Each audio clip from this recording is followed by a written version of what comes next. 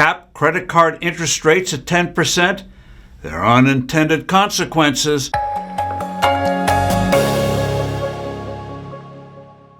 Hello, I'm Steve Forbes, and this is What's Ahead, where you get the insights you need to better navigate these turbulent times.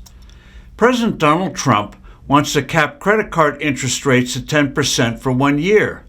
His proposal has understandable appeal. With the average American credit card carrying an interest rate above 20% and total U.S. credit card debt reaching a record $1.23 trillion, the frustration driving the idea is real. But good intentions do not guarantee good policy.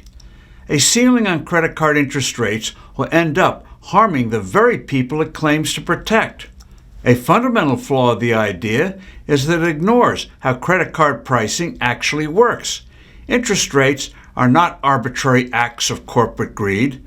They are, at least in part, a mechanism for pricing risk.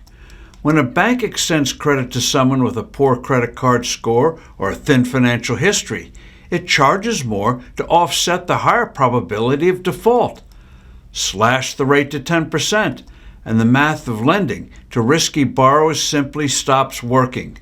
The predictable response from banks would not be generosity, it would be rationing. The Bank Policy Institute has estimated that more than 14 million American households that rarely pay their credit card balances in full could have their ability to borrow on their credit cards eliminated or curtailed by a 10% cap. This is not fear-mongering. Arkansas has strictly enforced an interest rate cap of 17%, and evidence points to the poor and less creditworthy being cut out of the credit card markets in that state. The people most likely to lose access under a national 10% cap are those with credit scores below 600. Overwhelmingly, lower-income Americans who have fewer alternatives.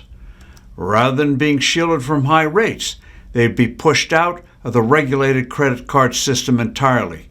Now, where would they go? If credit card issuers cut off access to all but the lowest risk customers, many people in need of loans would be forced to shift to less regulated alternatives that often charge even higher rates.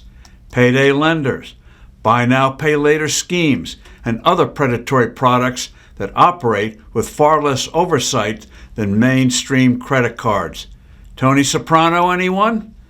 The cap would increase the financial vulnerability of the households it aims to help. There are also secondary effects. Credit card companies might cut back on rewards programs because those are often funded by the income earned on interest. Tens of millions of Americans who pay their balances in full each month and currently benefit from cash back and travel rewards could find those programs sharply curtailed or eliminated. The proposal effectively taxes responsible cardholders to finance virtual signaling by certain politicians. Finally, President Trump does not have the constitutional or legal authority to cap credit card interest rates on his own.